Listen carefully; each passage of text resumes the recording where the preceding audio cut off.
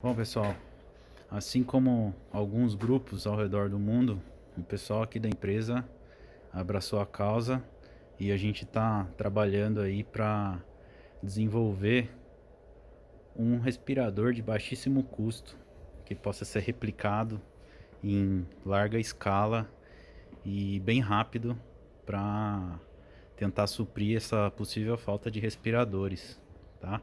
A gente foi com a abordagem de automatizar o Ambu, né, que é um reanimador manual.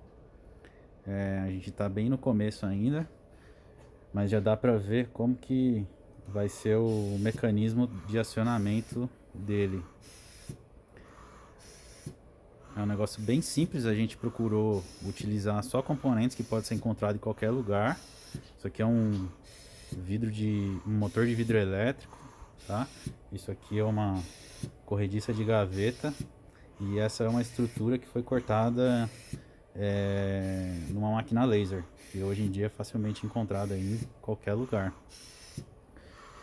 Agora a gente vai partir para a parte de programação para conseguir ter um controle maior aí de pressão, frequência de acionamento e volume. E é isso aí. A gente vai disponibilizar aí a lista de materiais e o projeto para quem quiser acompanhar e ajudar a gente no desenvolvimento. Beleza? Valeu, galera.